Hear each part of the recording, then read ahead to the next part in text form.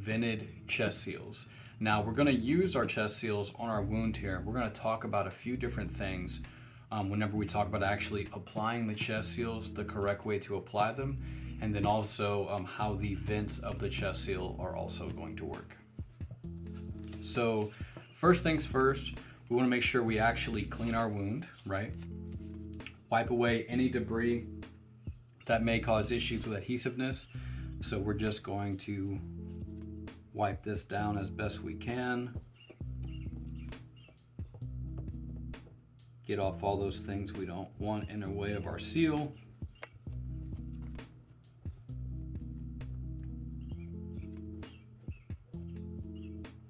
Now with our wound cleaned, we're actually going to take our chest seal, tear it in half. We're going to tear this top strip right here. Opens very easily, very quickly. And they actually give you a gauze pad you can use to kind of help just wipe off that area, right? Just to clear off anything that doesn't need to be on there, any type of major debris, whatever the case is. And you have a red tab and you have a clear tab, right?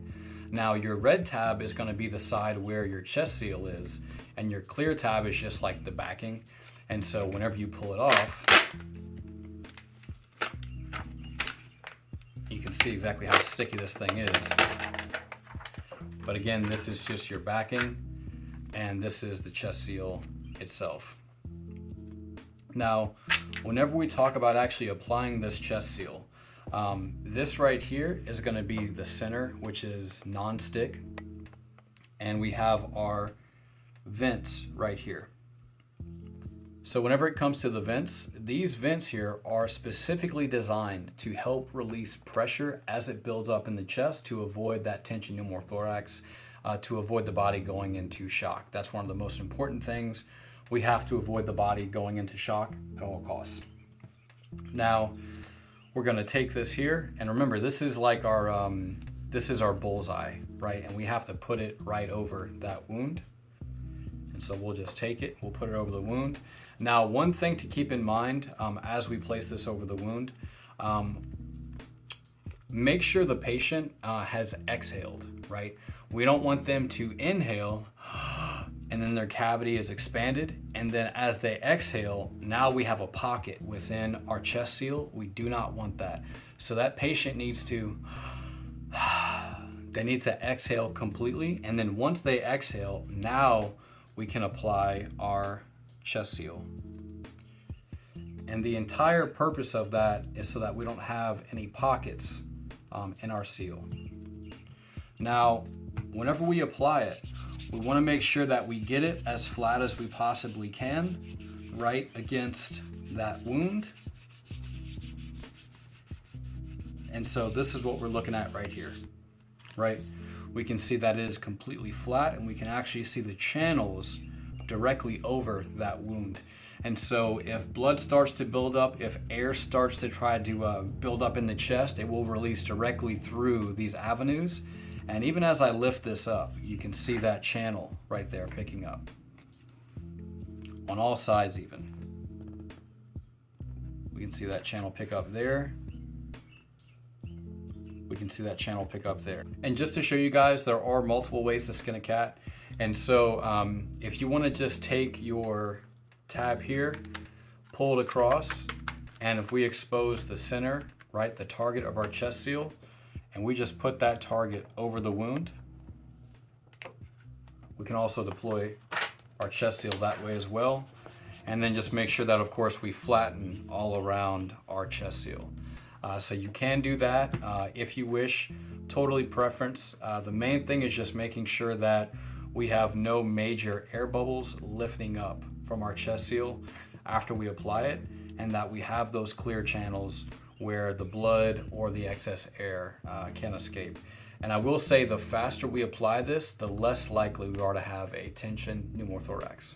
And I wanted to show you guys one more thing. I'm actually going to press this together. Now, this thing is extremely sticky, and it is very difficult to pull it apart, but you can pull it apart.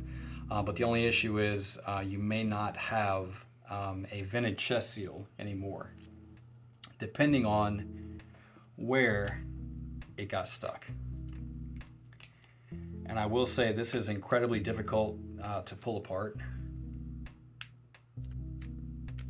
Yeah, this is an absolute mess. So obviously make sure that you do not get your chest seal stuck on itself, because you're going to have severe issues like what I'm having now. And we don't want to be doing this while our buddy is bleeding out in front of us, right?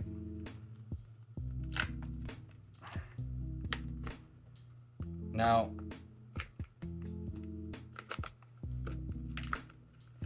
as you can see, I was able to pull that apart, but first things first, my hands are extremely sticky. As you can see, my hands are a mess.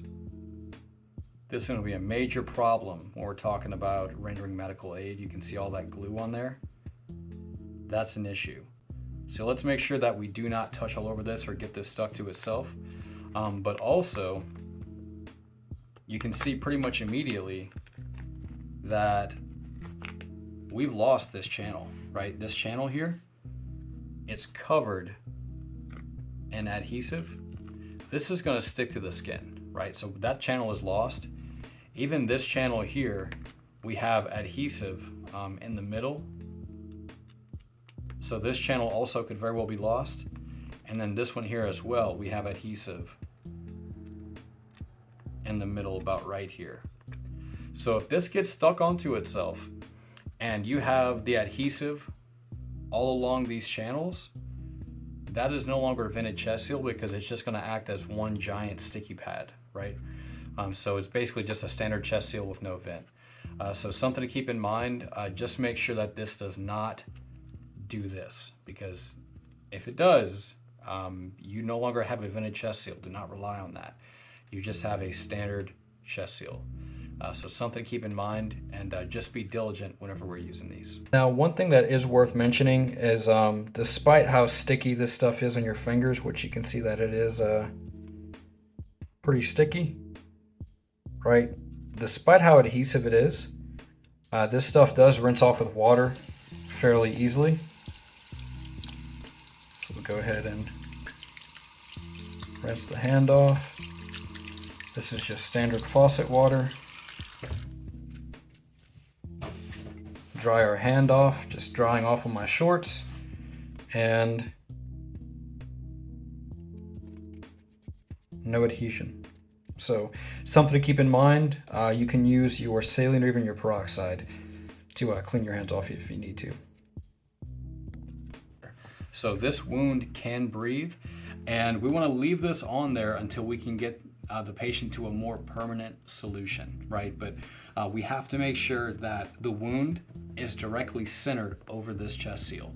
Now, you do have non-vented chest seals, but if they're non-vented, you are going to need a decompression needle with that chest seal. You could always try to burp it, something like that, but that is risking the actual adhesiveness of that seal.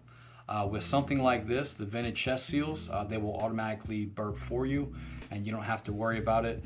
One thing I will say as well, very important to note, if you are using this on, let's say, a gunshot wound, make sure to turn that patient over to look for, and that's why they give you two, by the way, right? Because a lot of times if there's bullet wounds where you have an entry wound, you're going to have an exit wound. And I wanna bring light to this. There's no guarantee that wherever the bullet entered, it's going to be on the exact same side on the other end of the body, right? There's been instances where someone, got shot in the pelvis and the bullet ricocheted all the way out through their collarbone, right? Severing, multiple organs, tearing across the heart, a whole bunch of mess. But bullets will ricochet, right? So just be diligent whenever we're checking for exit wounds of that bullet. Be very, very diligent. Just because we cover the entry wound, it's very possible there's an exit wound that is not being addressed, and we need to address that to make sure that our patient survives, which is the entire purpose of what we're doing.